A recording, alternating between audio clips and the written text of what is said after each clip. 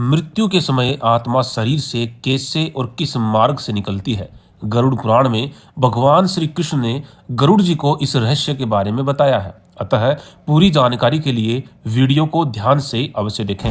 नमस्कार, स्वागत है आप सभी का एक बार फिर से। दोस्तों, भगवान श्री कृष्ण भगवत गीता में कहते हैं कि आत्मा को कोई शस्त्र काट नहीं सकता, जल उसे गला नहीं सकता, अग्नि उसे जला नहीं सकती और वायु आत्मा को सुखा नहीं सकती। अर्थात आत्मा अजर अमर है, उसे कोई मार नहीं सकता, उसे कोई मिटा नहीं सकता।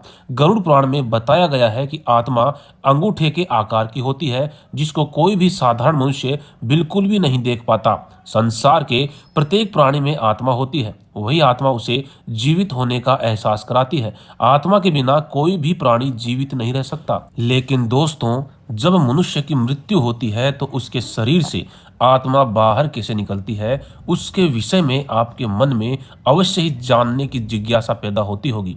भगवान श्री कृष्ण गरुड़ जी को कहते हैं कि मनुष्य के कर्मों के अनुसार ही उसकी आत्मा शरीर के अलग अलग मार्गों से बाहर निकलती है। जो लोग पापी होते हैं, स्वार्थी होते हैं, जिनका पूरा जीवन पाप करने में निकल जाता है, केवल खुद के लिए ही धन इकट्ठा करते हैं, जो किसी भी प्रकार का धार्मिक कार्य नहीं करते, उनके प्राण गुदा मार्ग से निकलते हैं। ऐसे लोगों को मृत्यु के समय महाभयंकर कष्ट होते हैं। इनकी आत्मा शरीर से निकलते समय भयंकर पीड़ा देती है। यह पीड़ा इतनी भयंकर होती है जैसे हजारों बिच्छुओं ने एक साथ काट खाया हो। मृत्यु के बाद भी उसको भयंकर नरक ही प्राप्त होता है।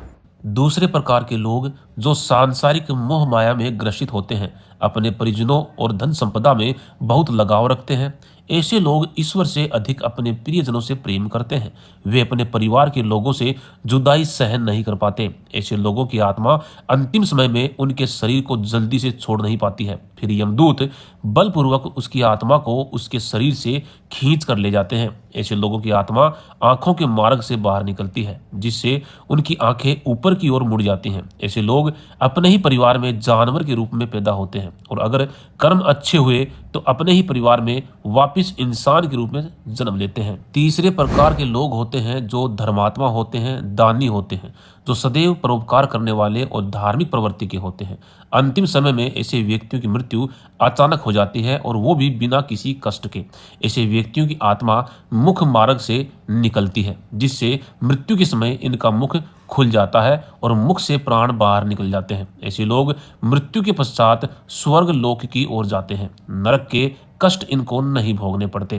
तो दोस्तों, अब अंत में बात कर लेते हैं चौथे प्रकार के लोगों के बारे में, जो बैरागी और सच्चे साधु संत होते हैं, जो अपना संपूर्ण जीवन ईश्वर को और ईश्वर के लिए समर्पित कर देते हैं। ऐसे पुण्य आत्माओं के प्राण नासिका से निकलते हैं।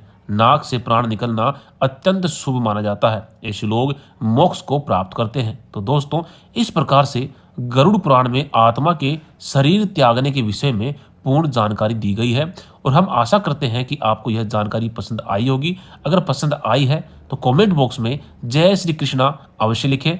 धन्यवाद।